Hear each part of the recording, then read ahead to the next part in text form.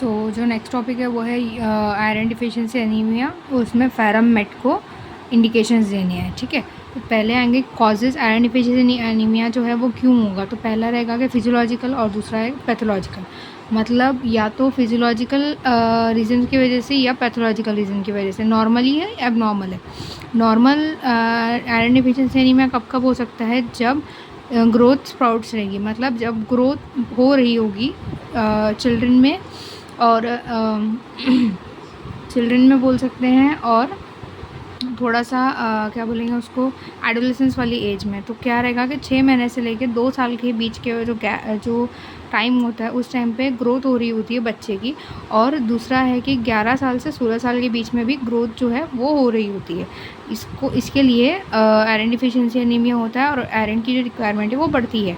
दूसरा है प्रेगनेंसी के टाइम पे आयरन रिक्वायरमेंट बढ़ती है।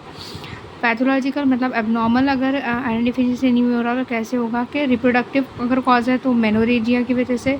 दूसरा है जीआई ब्लीडिंग की वजह से, मतलब अगर जीआईटी के थ्रू की वजह से अगर ब्लीडिंग हो रही है उसकी वजह से। तो उसमें क्या रहेगा रीज़न, ईसोफेजाइटिस रह सकता है, एट्रोपिक गैस्ट्राइटिस रह सकता है, आईबीडी रह सकता है, peptic ulcer, chronic diseases and hepatic hernia, CA cancer हो सकता है, सीए स्टमक हो सकता है।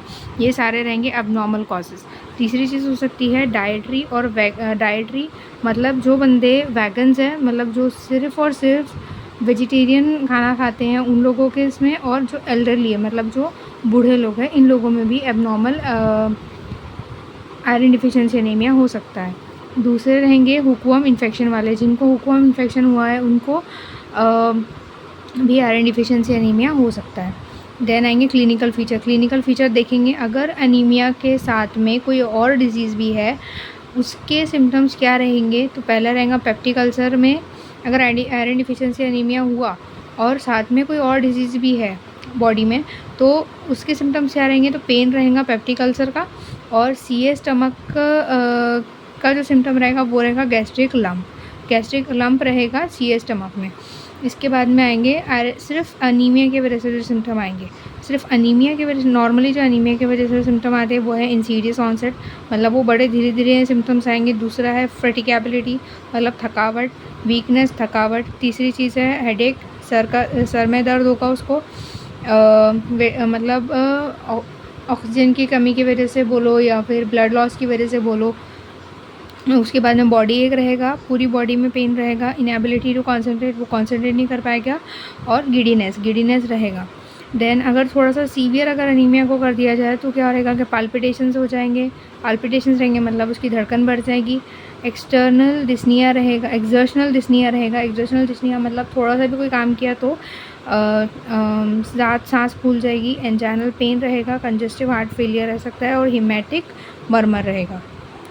अब सिर्फ़ और सिर्फ आयरन डिफिशिएंसी एनीमिया की वजह से क्या सिम्टम्स रहेंगे। तो टंग में क्या सिम्टम रहेंगे, टंग जो रहेगी वो स्मूथ रहेगी, पेल रहेगी, और साथ में बोल्ड टंग रहेगी। एंगुलर स्टोमाटाइटिस रहेगा। एंगुलर स्टोमाटाइटिस का मतलब है कि अगर ये हमारी टंग का शेप है, मतलब वी शेप अगर टंग का है तो वो रहेगा एंगुलर स्टोमाटाइटिस। स्वेलिंग होगी टंग की, और वो भी एंगल में। उसके बाद में आएगा डिस्फेजिया में क्या रहेगा कि डिस्फेजिया रहेगा उन लोगों में जो पोस्ट मोनोपॉजल वुमेन्स है, और ये क्या रहेगा कि इसमें ये रिज़ल्ट करेगा, इसकी वजह से क्या होगा कि ईसोफेगस में और फेरिंग्स के बीच में जो एंगल बनता है वहाँ पे म्यूकोजल वैप फॉर्म होगा, मतलब मकड़ी का जो जाला रहता है वैसा एक म्यूकोजल वैप बनेगा उस जंक्शन पे। और वो क्यों होगा, क्योंकि आयरन कंटेनिंग एंजाइम जो है एपिथेलियम में और जीआई ट्रैक्ट में वो कम हो जाएंगे। इसके बाद में एक ट्रायंगल है जिसका स्प्लीनोमेगैली, डिस्फेजिया और काइलोनेचिया, इन तीनों का अगर ट्रायंगल बनाया जाए, अगर ये तीनों एक साथ नज़र आए तो इसको बोलेंगे प्लमर विंसन सिंड्रोम या फिर कैलीस पैटरसन सिंड्रोम। इसके बाद में नीचे आ जाओ। उसके बाद क्या है कि डिस्निया रहेगा एंड पाल्पिटेशन रहेगा। डिस्निया कब रहेगा, on exertion, anginal pectoris and intermittent claudication में ऑकर। तो बेसिक चीज़ है कि डिस्निया जो रहेगा वो एक्सर्शन पे है, और पाल्पिटेशन के साथ में एंजाइना पेक्टोरिस जुड़ा हुआ है। एट्रोपिक गैस्ट्राइटिस रहेगा, एसोसिएट रहेगा एक्लोहाइड्रिया के साथ। नेल चेंजेस रहेंगे, नेल जो पहले थे ऐसे, मतलब थिन थे, एकदम पतले होने के बाद में वो फ्रेजाइल हो जाएंगे, मतलब वो ईजीली आप उनको तोड़ पाओगे। उसके बाद में रहेगा फाइटिनेशिया और कैलोनेशिया जो कि एडल्ट में रहेगा। हिपैटोमेगैली होगी माइल्ड डिग्री में। और पाइका जो रहेगा वो क्या रहेगा कि उस बंदे को एक अजीब सी privation to eating in form of the pagophagia और एक्सेसिव ईटिंग एक्सेसिव राइस, मतलब वो बंदा जो है या बंदी जो है वो एक्सेसिव पाइका मतलब एक्सेसिव राइस खाना शुरू कर देगी। अब इसके अलावा और क्या हो सकता है, तो इसकी में होगा एडिमा काय की वजह से होगा, एडिमा ऑन फीट्स होगा मतलब पैरों के ऊपर होगा, एडिमा ऑन फीट्स काय की वजह से, CHF की वजह से। दूसरा है इम्पेयर्ड किडनी फंक्शन की वजह से, अगर किडनी फंक्शन इम्पेयर्ड हुआ उसकी वजह से। और तीसरी रीज़न है हाइपोप्रोटीनीमिया की वजह से। उसके बाद में अमेनोरिया होगा और मेनोरेजिया होगा। इंक्रीज क्रेनियल टेंशन रहेगा इन चिल्ड्रन। अब बच्चों में क्या रहेगा, तो फ्रंटो पैराइटल प्रोमिनेंस मतलब कि जो उनका फोरहेड है उसका वो प्रोमिनेंट रहेगा, मतलब वो बहुत ज़्यादा उसकी आईब्रोज़ का जो ऊपर का जो बोन है मतलब जहाँ पे आईब्रोज़ है वो एकदम प्रोमिनेंट नज़र आएगा। Face resembles to Cooley's anaemia जैसा में जो फेस दिखाया था वैसा ही इसमें फेस रहेगा। डिक्रीज अटेंशन स्पैन मतलब वो कंसंट्रेट नहीं कर पाएगा, अटेंशन स्पैन जो है वो कम हो जाएगा। पुअर लर्निंग, जल्दी समझ नहीं पाएगा कोई भी चीज़ को। और पैरोटिड ग्लैंड का हमको स्वेलिंग नज़र आएगा। हेयर फॉल रहेगा, possibly impaired of the T cell functions, impaired हो जाएगा टी सेल का जो फंक्शन है। इसके बाद इन्वेस्टिगेशन क्या करेंगे, तो फुल ब्लड काउंट करेंगे। उसके बाद में हिमेटोनिक एस्ट्रे करेंगे, मतलब सीरम फेरिटिन का जो लेवल है वो कम रहेगा। विटामिन B12 जो कम रहेगा। फोलिएट करेंगे, सीरम फोलिएट देखेंगे। उसके बाद में यूरिया एंड इलेक्ट्रोलाइट्स LFT मतलब लिवर फंक्शन टेस्ट करेंगे। फीकल ओकल्ट ब्लड देखेंगे। मिड स्ट्रीम यूरिन देखेंगे। उसके बाद में फाइब्रो ऑप्टिक और the barium study of the GI tract, मतलब पेप्टिक अल्सर वगैरह की वजह से अगर हुआ होगा तो।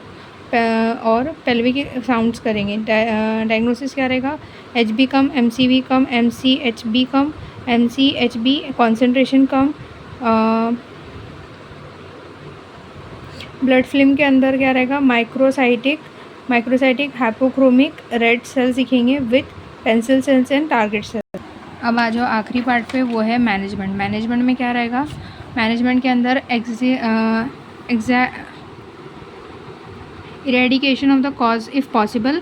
अब eradication of cause if possible का मतलब है कि जो भी कॉज अंडरलाइनिंग जो भी कॉज है उसका ट्रीटमेंट कर लो तो आयरन डिफिशिएंसी एनीमिया जो है वो ट्रीट हो जाएगा। तो पहली चीज़ क्या है कि एक्लो स्ट्रोमाटाइटिस के लिए ट्रीटमेंट देखो। दूसरा है आयरन थेरेपी। दो अर्ली स्टेज ऑफ प्रेगनेंसी के अंदर correction of the menstrual blood loss, जो भी मेंस्ट्रुअल ब्लड लॉस हो रहा है उसका जो है वो करेक्शन कर लो, मतलब उसके अंदर उसका रीज़न फाइंड आउट करके उसको या तो मतलब आयरन पिल्स दे दो या फिर उसको ब्लड ट्रांसफ्यूजन कर दो, इस तरह से उसका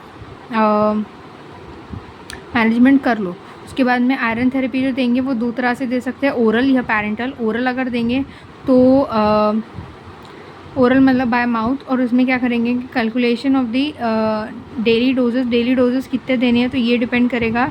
सीवियर अनीमिया, अगर सीवियर अनीमिया है तो 1 ग्राम पर वीक देना पड़ेगा। उसके बाद में प्रिपरेशन कैसे करेंगे, तो ऑल द फेरस सॉल्ट्स को डिज़ोल्व कर लेंगे इक्वली, सारे के सारे फेरस सॉल्ट्स को। Dosages and administration 100 to 120 mg। Duration रहेगा 8 वीक का कोर्स रहेगा पूरा ओरल डोजेस का। और उसके बाद में साइड इफ़ेक्ट जो रहेंगे वो सिर्फ GIT पे ही रहेंगे, that is nausea, vomiting and pain and etcetera. और भी बहुत सारे कॉजेज़ हो सकते हैं। अगर पैरेंटल है तो इंडिकेशंस क्या रहेंगे कि इंटॉलरेंस टू ओरल आयरन, मतलब सीधी बात है कि अगर वो सीधे अगर वो आयरन पिल्स की वजह से अगर उसको प्रॉब्लम्स हो रहे हैं, साइड इफ़ेक्ट्स हो रहे हैं, तो उसको हम पैरेंटल रूट से देंगे, मतलब उसको IV के थ्रू देंगे। तो iron anaemia late in pregnancy, अगर वो एंड में प्रेगनेंसी के हमको मिल रहा है 8 या 9 मंथ के अंदर अगर अनीमिया दिख रहा है तो उसको हम आयरन पिल्स नहीं दे सकते वो टाइम पे, तो हम उसको पैरेंटल रूट से देंगे, IV के थ्रू देंगे।